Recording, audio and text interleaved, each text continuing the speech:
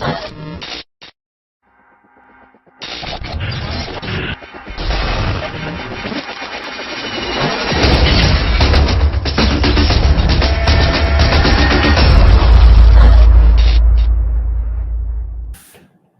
everybody. Welcome to another episode of Global Comic Safari. I'm with Jon Z here, as always. With me is Matt Roybal. Welcome. Define 999, baby. This week, we're going to do a pickups episode. We had some guests planned, but we had some technical difficulties, so you get just me and Matt again. But we're going to have some fun, show off some books we've got in the past month because we've been cramming so much content in the regular show, we haven't been able to do any of these. So I'd just like to thank CBSI, comicbookinvest.com, for sponsoring us as always, and check them out for any comic book investing and article needs. They've got a huge back catalog of articles to read on Golden Age books, Copper Age books, all kinds of things that, you know, catch up on your information that you haven't seen before. They've been posting a lot on their Instagram, so check them out. And we're doing some more live streams with them on the Tales from the FlipSide channel. So, thank you. And how you doing, Matt? I'm looking rough these days. Look at this. Oh, my hair is getting bad. Gray.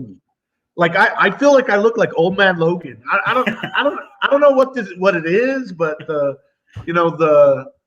this whole quarantining and everything. I mean, we're doing stuff here at home, but nobody thought to do haircuts. Yeah, like I'm kind of afraid to go get a haircut, right? Right. So I try to limit my exposure outside of the home. So I was telling my wife, I was like, get on Amazon, and before there's a run on clippers, buy some clippers because I'm just gonna shave my head. I'm just gonna go bald. I'm gonna shave my kid's head, and we're just gonna avoid haircuts for a while. But I'm just letting myself go, dude. That's all you can do, man. That's all you can do. Yeah, I mean, I've thought about Just for Men because look at that gray. I mean, it's. Don't worry about it. Just let it happen. Yeah. Speaking of, Old Man Logan, I as we're getting quarantined, things are getting desperate. I let my 12-year-old watch Logan, who had said, no, you got a few more years, and I just said, nope, we're gonna do it. We need to. Oh, you did? Yeah. Did he? What did he think? He enjoyed it, but he's like, I see why it's rated what it is. He's starting to see the violence and how brutal it can be. So it threw him a minute, but he's okay. Still not letting him watch Deadpool. If I do that, then we've went too far. Yeah. So. I haven't let my son watch Deadpool either. He wants to, and he watches all kinds of YouTube Deadpool videos of. Yeah, you do. Of he does. The peanut gallery is in here tonight. Yeah. So so the reason.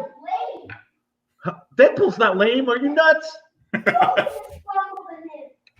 Anyway, so basically why we're not in my comics closet is my wife's painting, and I've been helping her paint. And we're painting. And I'm just sick of painting, but so I wanted to get out of her way. So she's painting in normally where I set up. So we're out here in my kitchen and living area, and my son's watching YouTube and playing games, so he might chime in. He's good at chiming in. Add some valuable commentary. He will, yes. As far as pickups, I don't have very many. Most of the stuff that I've acquired was stuff that was already in play before all this stuff happened. Yeah, a lot of stuff in limbo.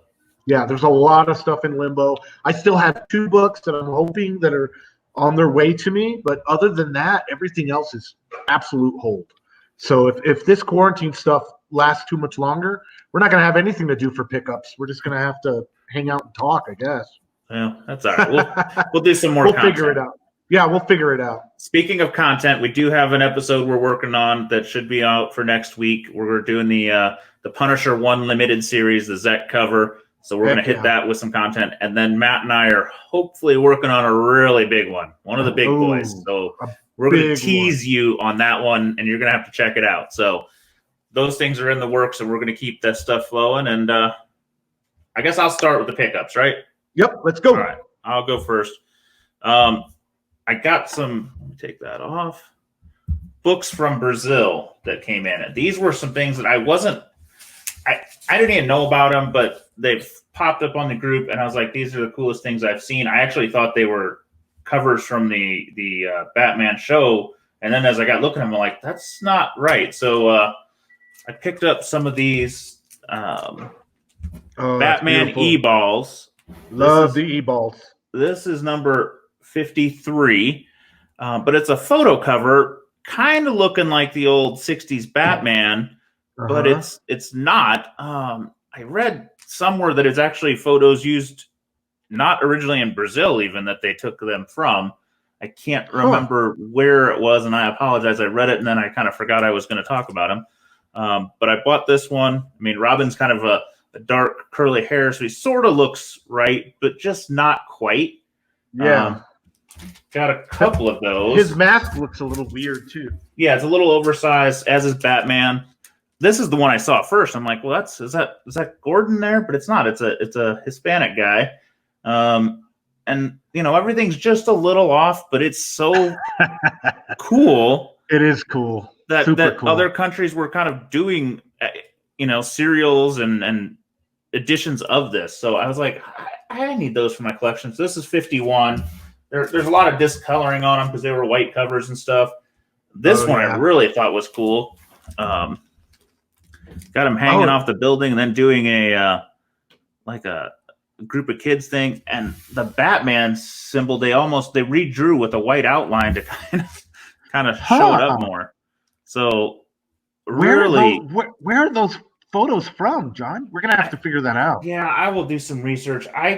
Somebody told me, and I just didn't put it to memory. I don't know. It says it's in Brazil though, so maybe they were from another version. They were used somewhere else, but it does look like Brazil is the photos of origin based on the buildings. So I also picked this one up, which we'll recognize as more traditional. Yeah. Poison Ivy 181. This is actually the E-Ball edition 79. All from the same seller. Really nice colors on this one. I'm not going to lie. I was exceptionally happy with the condition. Some of the photo covers are a little rough, but this one is beautiful. So all in all, awesome seller. I also wanted to point out in the background here, we've got my friend the Joker that I've been talking about hanging out for a year and a half. So now as my comic room is going, he's joining me for today. So he looks good. He is a beast. So that's a cool piece of art, dude. All right. So and those e-balls, I just want to mention, there's something about e-ball covers. They're just handled so well. I love them. These are very light, like newsprint covers. So they're not like, there's no gloss on them, none of that. Yeah. So, but the printing quality of e-ball was just so well done. Yeah, they're pretty. I love e-balls. Let's see. I have something pretty rare, John. All right, let's give you the full screen so you can see it. This is the Adventure Comics 271. This is the 271. But in this run, this is the Adventure Comics 14. Let's see if I can show you that. It's tough on that blue screen. Yeah, it's kind of hard. So where's this bad boy from? This is the Southeast Asia edition. Whoa. So this is super cool. Southeast Asia. Look at all these different countries. Oh, wow. Burma, Ceylon, Formosa, Hong Kong, India, Indonesia, Malaya, Philippines, Thailand, Vietnam. Printed in the Philippines. Now. So it's not really a Filipino. It's everywhere. No, it is. It is a Filipino. But I think for some reason these Southeast Asia editions I think that their distribution was handled very differently. Huh. And the reason is because I think that these were handled by a newspaper in the Philippines. So what language are they in? They're in English. Okay. They're not in Tagalog or anything like that. So it says on the indicia, Adventure Comics, Southeast Asia edition number 14, October of 1960, right? But what it says here is the Manila Chronicle. So These were published by the Manila Chronicle in the Philippines. Huh. But the neat thing about it is, I think that they were distributed to a whole bunch of different countries that had military bases where there were English speakers. Oh, okay. So it's kind of an interesting thing. So when you research these books, you'll see on the back. When did that come out? 1960. Okay. And you'll see on the back it says these comic books printed and distributed by the Chronicle publication, so that's in Manila, by arrangement with the National Comics Publications of New York, so DC, reach adult and young alike in the countries of Burma, Ceylon, Formosa, Hong Kong, India, Indonesia, Malaya, Pakistan, Philippines, Thailand, and Vietnam. Whoa. Where these comic books are circulated and command the mass market. To place an ad in any of these comic books, simply dial 30061 and ask for our National Comics Publications advertising representative. So I think that this was probably some kind of joint venture between DC and the Manila Chronicle. Now, I think that the Manila Chronicle was in all those countries, probably. I don't know for sure how the distribution worked, but we've talked about how we think that it somehow piggybacked on English-speaking U.S. bases or near the U.S. consulates in these countries. It's very interesting because you wouldn't expect there to be a whole lot of English speakers in Vietnam, right? Or even Hong Kong in the 1960s, except with the exception of somehow connected to the U.S. military. Yeah. And some distribution that way. So, the U.S. military has a huge history in the Philippines. We've been there since World War II and even before, if I remember correctly. So this is interesting. Now, this is the Southeast Asia edition of Adventure Comics 271. Why is that book important? Well, it's the origin story of Lex Luthor, and I also think that in issue Adventure Comics 271, it's the first time that Lex Luthor uses the name Lex. At least that's what I think. I'm not for sure on that. That's what I've read and researched. But what's so cool about these books is they're abnormally long, tall. Oh yeah. You see how tall it is? If you put it in a what, baby? Comic would be like up to here. Here, get in the shot if you're going to talk comics. Like if you put it next to a regular. Yeah, it might be. Look how this is a bag and board, and look how. But the thing is, look how it's sticking up. But the thing is, it may be tall, but it does not make up for width. Yeah, that's what makes it so tall and skinny. Yeah. It's is that a Mylar you were putting it in? Yeah, that was a Mylar. But see, this is what's interesting. So I think they added this little section down here. So all the Southeast Asians have this little section. So as you open it up, you have, in essence, the book that was maybe the normal comic size. Oh, so they had to add, they had to add that space, right? See how they added coupons and picture perfect. That's this week. So by altering the format, they had to fill that space with something. I don't think they altered the format. I think they altered the format to design that space. Yeah. Well, I mean, you said it's a newspaper. Yeah. So they wanted to advertise. Well, see, there would be your normal comic. Huh. And then there's that space. So this space that makes it abnormally tall just goes throughout the book. And with coupons and ads in there, I'm even more surprised it's together. Yeah, like clip and mail. Huh. This thing here is an ad on the bottom here. It says it's a subscription coupon. Yeah, so I saw how many a couple kids of those. how many kids went and clipped those and sent in their subscription to get the book? And it's got, this is super cool here. I love this. This says, the oldest symbol in comics and your guarantee of the best in comic reading, Superman DC.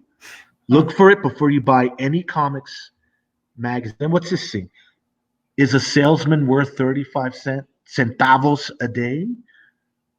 So yeah, that's really cool. What I like about this book, okay, and any viewers have listened to our episode. I'm also a part of the Foreign Comics Calling podcast, and we talk about Southeast Asia editions and how little is known about them. Guess what? There's not a publisher tab at Grand Comics Database. Our friend James Z is working on getting that. So you're dealing with rarity when a book is not represented, the publisher is not represented at Grand Comics Database. That alone tells you you're dealing with something pretty rare. But when it comes to DC books from the late 50s and early 60s, these Southeast Asia editions, they're rare, man. That's crazy. There ain't no joke to these things. Like, there's not a lot. I can't think a lot of them survived. When you picked it up, I thought you just said it was a Filipino. I didn't pay attention to what you said Southeast Asia, but I wasn't paying attention to what that meant. So that is cool.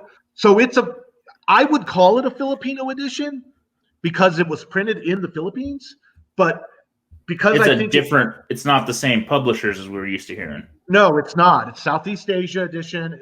It's the publisher would be the Manila Chronicle, and like I said, I think that these Southeast Asia editions, they somehow piggybacked on the networking of English speakers throughout Oceania and Southeast Asia and all those areas. Because why would you send an English comic book to Vietnam in 1960? Yeah. I mean, this is pre-Vietnam War, so. But there was already military advisors there, and there had been, and in all of those countries, Hong Kong, Indonesia, Thailand, India. So my guess is these books were somehow the Manila Chronicles, which I think I don't know. A Filipino would have to tell me, but I'm guessing they're an English publication in the Philippines, and they weren't done in Tagalog. Maybe they were done in Tagalog. Maybe like a lot of the newspapers, they do a dual thing where one is Tagalog and one would be English. I don't know, but very cool. I'll stop talking about it. No, it's a cool book. It's a really cool book and rare as hell. So I'm going back to one of my favorites yet again, but I picked up some others with it this time, so I felt better. Yet another of the oh my gosh, 300 Italians. Dude, John, the number 91. You have a real problem, sir. If I see one at a good price, I'm going to buy it. You are addicted, bro. This one, I bought it because it's very, very clean. I've bought from this seller before, and he ships very well. So, I mean, a seller out of Italy that ships well is like it's like gold. Yeah. So I said, I'm going to take it. There are like no spine ticks, nothing. There's a little bit of kind of dinging on the edge a little bit, and maybe a little bit of color rub here, not much. So this is one of the cleaner copies I've seen. Very happy with it. It's probably going to go on the grading pile. Nice. That one actually came with a 301, which I hadn't had one yet. So why not get it? Yeah. Maybe I'll mount two of them in that nice split frame I had. Yeah, that would be really cool. So got to do something with that. And then with it, this one was an add-on that I shipped with it. Was the first Carnage, the issue 141 in the Yamel Ragno series, which I'm sure I Lomo Ragno butchered. But I hadn't had one of these, so I picked it up, and we'll add that's a cool one. Collection. Why not? Who doesn't start the set? Start the first Carnage set. I got a lot of sets in the fire. We're not going to probably do that, but I will pick those kind of things up when I can. So that was my second set of books, and like I said, I got a lot in limbo, but that's what I got right now, and I got one more, but I'll let you tag back for a minute. Okay. So I'm on the Adventure Comics 271 pick. I have another super rare one. Oh my! Look how little that is. So where are we at on that guy? Okay, so this guy is the South African Atlas Publications Adventure Comics number 5. Well, why not start with two of the hardest? Let's do that, Yeah, this is like... If you're going to get those two, the rest is probably gravy. Yeah, I know. Well, the Mexican Navarro ain't no joke. I'm sure. Franco Quirios, one of the experts, has told me that he's only seen 2 of the Mexican Navarros. So that one's going to be tough. But getting the Filipino and the South African out of the way, that's huge. But look how tiny this freaking book is, John. I mean, it's basically the size of a human hand. Look at that. And this is it's an Atlas publication. You'll see their little logo right over there. Number 5, huh? Number 5. What's up, son? He's got something to say about it, I think. What? Wait. That comic, you kind of like holding it, kind of like. He's saying you're like centering it poorly. You could only see like up to there. We need some direction. Thank you, son. Yeah, I take YouTube direction from the YouTube resident YouTube expert. Well, Sebastian. I do too, so I understand. So it's published by Atlas Publications. It's number 5 in their run. Let's look and see. Look at that. So we have a blank interior on that side. Okay. No ad space on that guy. No, there's no ad space anywhere. And let's see what we're looking at. Published bi-monthly, printed in essay. Here, let me.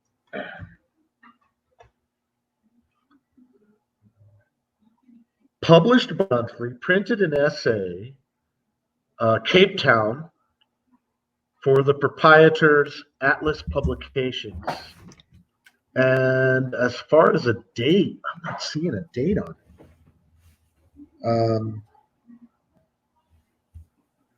I'm not seeing a date. So I couldn't tell you. I could probably find the date by hitting up my buddy George at Super Comics. He's kind of the resident expert. And it's all in English. Huh. Black and white, nice. Black and white. And let's see what if the back cover is blank too. Looks like the back cover is blank as well. All right. It's got an ad on the back, stamp collectors. Enlarge your collections with these collection building stamps. Interesting. And there's no date back here either. So I really couldn't tell you what date this book came at. But it is so tiny, John. Yeah, right. You've made the spread this week. Yeah, I mean, look at that. You go from Filipino, which is larger than an American book, at least in height, all the way to this Adventure Comics, which I think is smaller than a normal digest size. I think this format is even smaller. Yeah, it's tiny. But yeah, so I'm super stoked with that. I actually bought this book from Brian Rickard. Oh, okay. So Brian, I'm sure many of you know Brian Rickard. He's another one of the guys that has an immense La Prensa FF collection, and he was getting rid of some stuff that kind of didn't meet his focus. And I saw this, and I said, I gotta have it. So thank you to Brian for that, for sure. Cool book, man. Super cool. And again, it's like the double threat of rarity there. Southeast Asia Filipino and a freaking South African. Like, I don't even know how that happened. My buddy James Zeef is very angry, though. I can tell you that. He's a huge DC head, and he loves that book, that Adventure 271. And he's like, you have to, if you ever sell them, you have to let me try. There's like a wait list for books. Yeah, well, in some books, when they're so rare, it's like that South African, that's the only one I've ever seen. I've never seen another one. It could be the only one in America. Yeah, where else are you going to get one? It's like when we're dealing with these super rare books, we're dealing with sometimes you can count on one hand how many are known copies. So oftentimes you'll get people that say, please, if you ever do sell it, let me have the first crack. And I always tell people, yeah, no problem, man. All right.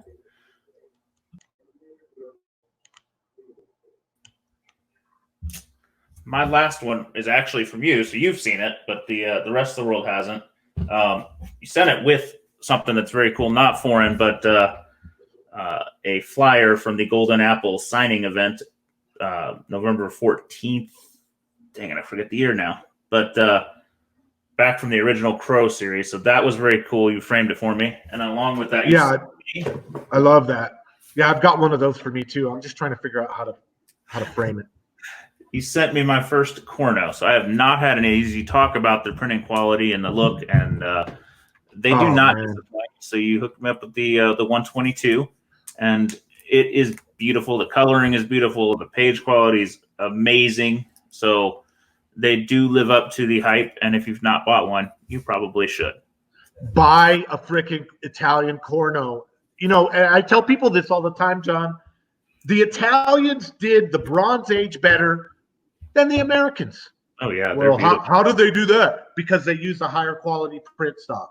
The print quality on them is better. They packaged, like, for your money, what you got. Like, those Cornos are always 3 stories where Americans only had 1 story. They packaged them well. They included stickers. They included posters. They included medallions on some books. I mean, it's just, it's unreal, the awesomeness of Italian Cornos. Yeah, they're superb. I mean, I've said it before. Some of the prints I've had have been better page quality than the Americans, but this is just, knocked it out of the park. Yeah, Cornos are things of beauty. If you've never bought an Italian Corno, do yourself a favor. Go on Italian eBay, find a key issue that you like, and buy it. Yeah, just to see it. Just to see one, just to hold one. And if you can, find one with intact stickers and posters and try that out for size, because those are awesome when you have the stickers still intact. Yes. All right, so going to kick it back to you for your final one. What do you got today? Oh, shit. We just got small, right? Yeah. We were really small. Look how small we're going now. Oh, jeez. I was wondering how tiny it was compared to that one. Woo! Look at that. This is a Mexican colibri. Did that bag come with it? Yeah, it did. I got this from a guy named Joey Anouf. And Joey's a really, really cool member of the community and amazing sourcer. He can find amazing books all over the world. He's good at what he does. And we talked about this format before, but we didn't show one. Yeah, yes, we did, and that's why I have this. So in our Swamp Thing show, we've talked about the different sizes. We went from Revista over to the Avestruz, and then over into the Aguila. This is the Colibri. Look at the little hummingbird. Isn't that neat? Oh, yeah. I didn't see what you're talking about at first. Yeah, there's a little hummingbird. So the Revista doesn't have anything. The Avestruz is the ostrich, has an ostrich. The Aguila is an eagle, and the Colibri is the hummingbird. What a neat series of formats that Navarro did. I love Navarros. Mexican Navarros they're one of the first big publishers that I just fell in love with. This is a romance cover. I don't know where this is from, but I've been wanting to build a romance set, and now I'm thinking I've got my cover. Yeah. I just need to go find this. But these are they're amazing little books, man. Look at this cool little ad on the back of this one for Archie. Ahora estoy en 3 tamanos. I don't know what tamanos means. Look at that. Siri Colibri, Siri Aguila, and Siri Avestruz. And look, they've even got the little hummingbird, the Aguila, which is the eagle, and the Avestruz, which is the ostrich. Con todo la ascensión de juventud, siempre mejores revistas. Ian Navarro, awesome. And then, so they got 2 staples. Which is impressive for a little book. Yeah, they could have done 1 staple. Most of my U.S. Golden Age at that size is 1 staple if I ever see those small 1 staple, yeah. They went above and beyond. The printing is really, really well done, full color, and it's just beautiful, dude. Yeah, these little colibris are awesome. I just love them. Very cool. So I'm gonna have to figure out what American romance book this came from, and I think I'm going to build a romance set, John. Well, you gotta start somewhere with what inspires you. If that's what it did, you never know. Sometimes that was a throw in, and you're like, oh, I guess I'm doing it. Yeah, and it's just, and these little books, like I said, they're just, fits literally in the palm of your hand. That's crazy. Awesome Mexican book. You have to do some slicing and dicing to get yourself some bags and boards for these guys. Yeah, Joey sent this one with this little Mylar. It's cut, so I don't know where it came from. Maybe it was made for like cards or something. I don't know. Yeah, I mean, But I've got some books where I'll cut the board and then slide it into the Mylar and then like tape it on the side to make it Oh fit. yeah, to make it shorter than that. You know what I think this might be from? Postcards. You know the postcard collector? Postcard. Yeah. Yeah, this is a postcard size. Yeah. So I bet you for these little colibris, you could just find you the postcard Mylars that postcard collectors use, and I bet you they would fit perfectly.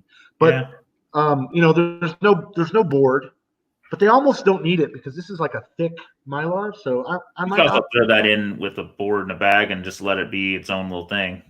Yeah, but I dig it, man. I mean, it's just and that's the beauty of the forum world. There's so many different formats. Think about that. For Navarro in Mexico alone, they had 4 different formats. Oh, and there's always and you're always finding something that you're like, man, this board is a ½ inch too short or a ¼ inch too short, too tall. Exactly. Just like this Philip. Look at that. This Mylar and board do not fit it. It's taller. It's too tall. Yeah. So what am I going to do? I need to figure that out. I think maybe put it in a magazine size. Or you tape another board to the bottom and give it some support and go that extra ½ inch, and then just tape it. And then tape it. I could do that too. So magazine size creates you a problem that they're too wide to fit in your boxes then. Yeah, exactly. Unless you're going to cut it down. I don't know. It becomes a crazy art more than a science at that point. Yep. All right. I think, we got some cool stuff, some cool books to show off. We look forward to seeing everybody again. What else? Everyone's staying safe, I hope.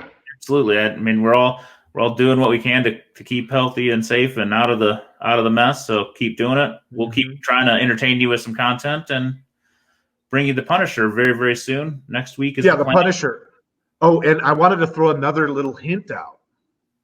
So John said we got a big show coming up, right? This is a big show. It's a big key. It's so big, in fact, we think we're going to have to split it into 2 parts. Uh-oh. So stay up late on that one. So get ready, guys. This is going to be, we're going to do Punisher next.